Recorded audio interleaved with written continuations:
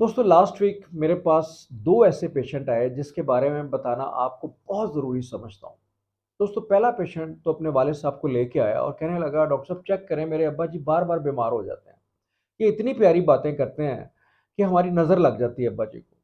अच्छे भले होते हैं रात को और सुबह इनको बुखार हो जाता है और हम बड़े परेशान होते हैं। मैं उस शख्स की तरफ देखूँ और बड़े प्यार से मैंने उस शख्स की तरफ देखा और मैंने सोचा कि अल्लाह ताला भी इस शख्स को कितने प्यार से देख रहा होगा कि ये अपने वालिद साहब को इतनी प्यारी नज़रों से देख रहा है, इतनी खूबसूरत नज़रों से देख रहा है और इसका कहना ये है कि हमारी नज़र अब्बा जी को लग जाती है। हालाँकि इस उम्र में एक 80-85 साल का बूढ़ा-बुज़ुर्ग कितना खूबसूरत होगा और कितनी प्यारी बातें करता होगा।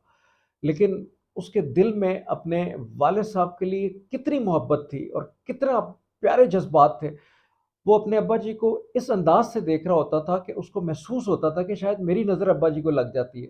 यकीन जानिए मैं भी उस शख्स को इतने खूबसूरत अंदाज़ से देख रहा था और फ़ख्र कर रहा था कि अल्लाह ताला भी इस शख्स से कितना राज़ी होगा कि ये अपने वालिद साहब को इतने प्यार से देख रहा है।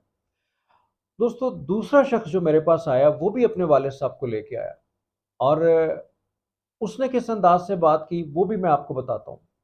कहने लगा जी डॉक्टर साहब मेरे अब्बा जी बहुत ढीठ ने, गल नहीं मानते, परहेज़ नहीं करते।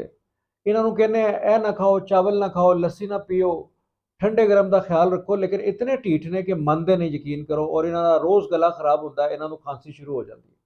मुझे बड़ा गुस्सा आया उस शख्स की ये बात सुन के और मुझे नफ़रत हो गई उसकी शक्ल से उस पेशेंट की कि यार ये इसको इतनी भी तमीज़ नहीं है कि अपने बूढ़े बाप से कैसे बात करनी है।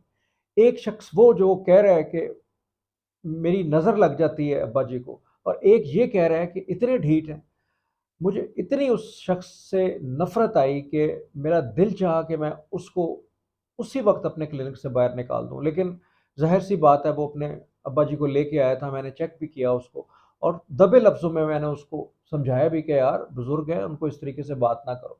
लेकिन मुझे बहुत गुस्सा आया और बड़ी तकलीफ़ हुई। दोस्तों ऐसे शख्स से हमेशा दूर रहें जो अपने वालिदैन की इज़्ज़त नहीं करता। आपसे जितना मर्ज़ी सिंसियर वो शख्स हो, यकीन जानिए वो शख्स एक दिन आपको ज़रूर धोखा देगा और आपके साथ फ्रॉड करेगा।